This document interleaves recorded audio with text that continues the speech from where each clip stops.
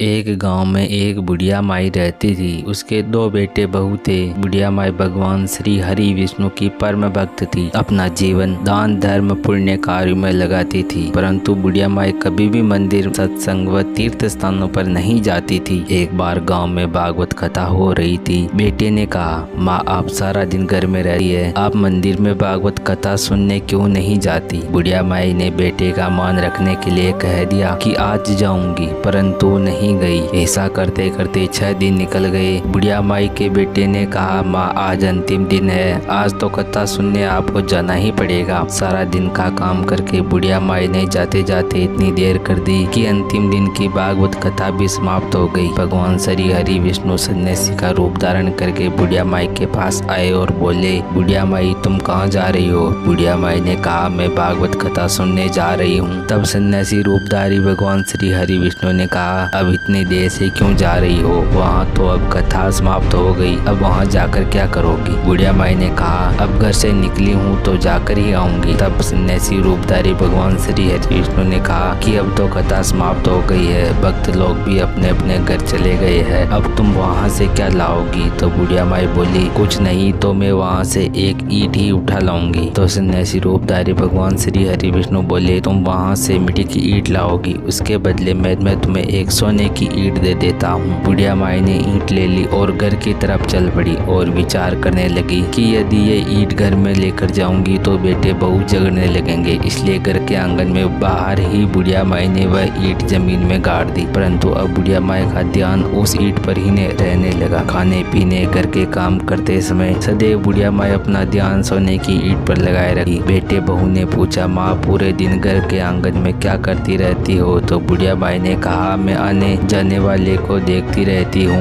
एक दिन बुढ़िया माई मर गई। यमराज के दूत बुढ़िया माई को देखकर धर्मराज के पास पहुँचे और धर्मराज जी को सारी बात बतलाई। धर्मराज जी ने बुढ़िया माई को कुतिया की योनि दे दी और कुतिया उसी पेड़ के नीचे बैठी रहती थी। बुढ़िया माई की बहू ने कहा, इस कुतिया को यहाँ से भगाओ, नहीं तो ये बच्चों को काट जाएगी। उसके बेटे ने उसकी पीठ पर एक लकड़ी मारी और कुतिया मर गई। फिर उसको सर्प की योनि मिली। आंगन में सर्प को देखकर बेटे बहू ने किसी को काट नहीं जाए इसी डर से मार दिया। फिर बुढ़िया माई मरकर धर्मराज जी के पास पहुंची। बुढ़िया माई कीड़ी का रूप धारण करके उस आंगन में कीड़ी नगरा बना लिया। आंगन में कीड़ी नगरा हो गया। घर वाले बहुत परेशान हुए। घर वाले भोजन भी नहीं बना रहे थे और मन ही मन बहुत परेशान थे। तब भगवान श्री हरि विष्णु सन्यासी का रूप धारण करके आए और बोले, कुछ ही खाने को दे दो। तो घर वालों ने कहा, महाराज हमारे खाने को कुछ नहीं बनाया क्योंकि हमारे घर में कीड़ी नगरा हो गया है, आप ही कुछ उपाय बतलाइए। तब महाराज जी ने आंगन में खोदा और सोने की 28 ईंट निकाली और दोनों बेटों को दे दी और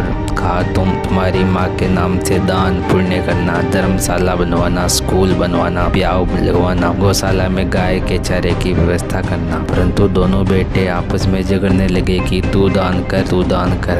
किसी ने बुढ़िया माई के नाम पर कोई दान नहीं किया और कीड़ी नगरा वहाँ इसी रूप में स्थापित रहा। कुछ दिन बाद सन्यासी वापस आया और बुढ़िया माई के बेटों ने सन्यासी महाराज से कहा कि हमारी घर की हालत वैसी की वैसी है, कीड़ी नगरा तो वैसा का वैसा ही है। तब सन्यासी महाराज ने कहा, वह सोने के ईंट के टुकड़े लाओ और उन्हें बेचकर इनसे जो भी धन मिले उसे तुम्हारी माँ के नाम से दान पुण्य करो। इस कीड़ी नगरा पर शक्कर और आटा डालो। तुम ऐसा करोगे तो तुम्हारी माँ को मोक्ष प्राप्ति होगी। और उनके घर से कीड़ी नगरा चला गया। जो व्यक्ति प्रतिदिन प्रातः आटा और शक्कर कीड़ी नगरे पर डालता है वह सदैव धनवान सुख शांति से जीवन यापन करता है। उसके घर में कभी कोई कष्ट नहीं आता है। उसका जीवन सदा सर्वदा आनंद से व्यतीत होता है। उसके परिवारजन उसे अत्यधिक स्नेह प्रदान करते हैं। कीड़ी नगरा प्रतिदिन सींचने से जुड़ी कीड़ी नगरी की कहानी सुनने से व दान पुण्य व धर्म कार्य में रुचि लगाने से जीवन उत्तम हो जाता है। जय बोलो श्री हरि विष्णु भगवान की जय।